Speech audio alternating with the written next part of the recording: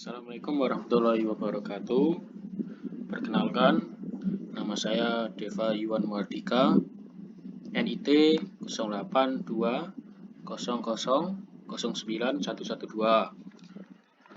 dari kelas D4 Transportasi Laut A1, nomor absen 9. Di sini saya akan membahas tentang pengenalan basis data. Oke, yang pertama, nanti saya akan menjelaskan tentang pengertian dari basis data.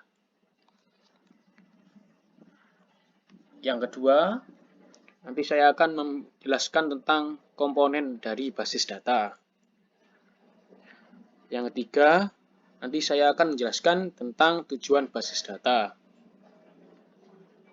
Yang keempat, nanti saya akan menjelaskan tentang manfaat basis data. Oke, next. Oke, yang pertama kita di sini akan membahas tentang pengertian dari basis data. Nah, bisa kalian lihat untuk basis data adalah kumpulan informasi yang disimpan dalam bentuk komputer secara sistematik, sehingga dapat diperiksa menggunakan suatu program komputer untuk memperoleh informasi dari database. Software yang digunakan untuk mengelola dan permintaan panggilan atau query basis data yang disebut sistem manajemen database atau bisa disebut juga database management system DBMS. Basis data memiliki gambaran terstruktur dari jenis fakta yang tersimpan di dalamnya. Penjelasan ini disebut skema. Benda skema ini menggambarkan yang mewakili database dan hubungan antara objek-objek tersebut. Ada banyak bagaimana mengatur skema atau memodelkan struktur database. Ini dikenal sebagai model basis data atau model data. Jadi secara keseluruhan dari pengertian basis data itu bisa dilihat di situ ya.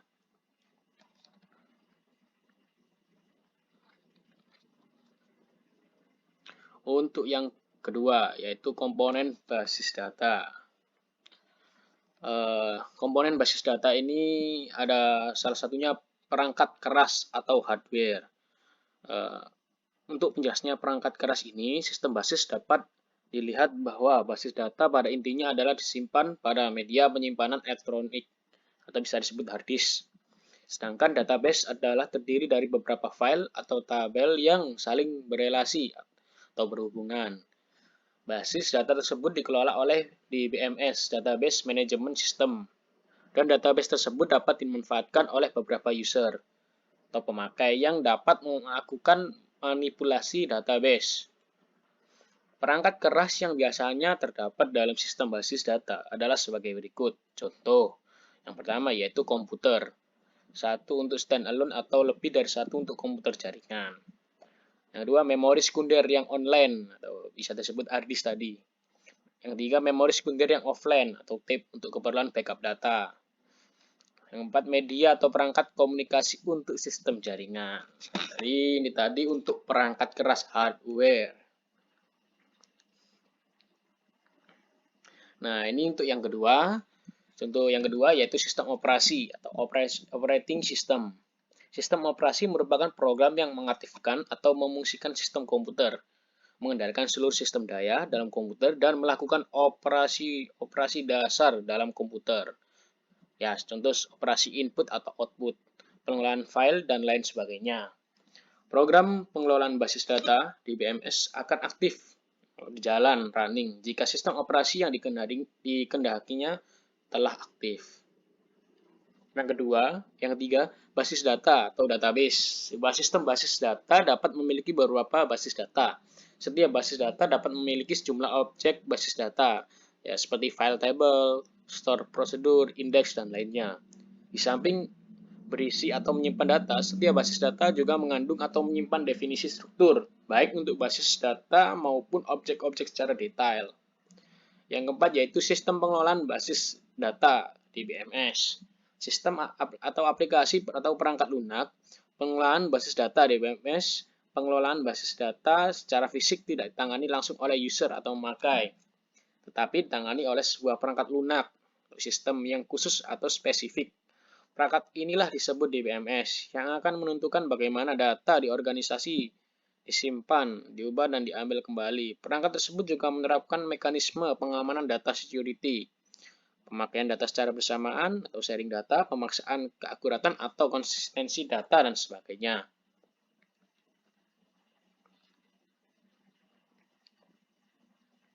Nah, kita akan masuk dengan tujuan basis data.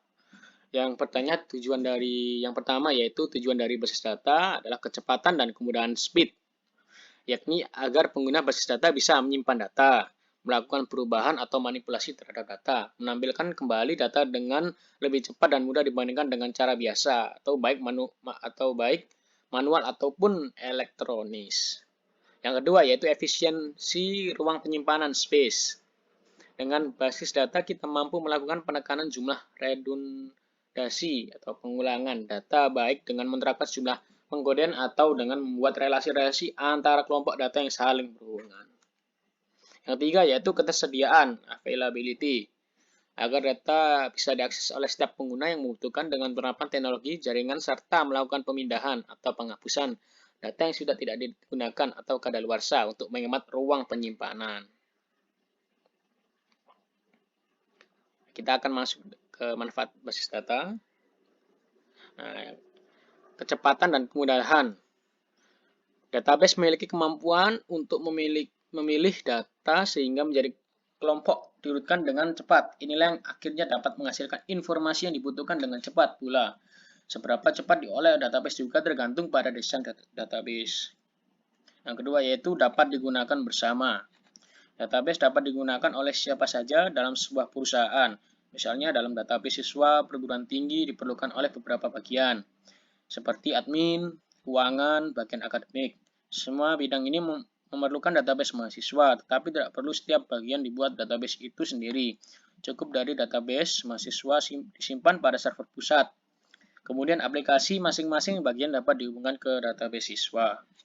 Yang ketiga yaitu perangkat hemat biaya. Dengan memiliki database terpusat, maka dalam setiap divisi tidak memerlukan perangkat untuk menyimpan database, karena database hanya diperlukan satu yang disimpan di server pusat. Ini akan memotong biaya pembelian perangkat. Kita masuk ke jenis-jenis pemakaian basis data. Yang pertama yaitu programmer aplikasi. Adalah profesional komputer yang berinteraksi dengan sistem lewat DML yang dibuat dengan bahasa C, COBOL, dan lainnya. Program yang dibuat disebut sebagai program aplikasi, misalnya untuk perbankan, administrasi, akuntansi, dan lain-lainnya. Sintaks DML berbeda dengan sintaks bahasa komputer umumnya. Yang kedua yaitu casual user, sepintas selalu atau tidak tetap. Pemakai yang telah berpengalaman berinteraksi dengan sistem tanpa menulis program, tetapi memakai bahasa query. Setiap query akan mengajukan ke query processor yang mengambil dari perintah DML. Yang ketiga yaitu naive user, pemakai yang tidak berpengalaman berinteraksi dengan sistem tanpa menulis program, tinggal menjalankan satu menu dan memilih proses yang telah ada atau telah dibuat sebelumnya oleh programmer. Yang keempat yaitu specialist user, pemakai khusus untuk menuliskan aplikasi database. Tidak dalam kerangka data processing yang tradisional. Aplikasi tersebut diantaranya adalah computer aided design system, knowledge base expert system, sistem yang menyimpan data dalam bentuk data yang kompleks, misalnya data grafik, data audio. Sekian dari saya. Terima kasih dan sampai jumpa.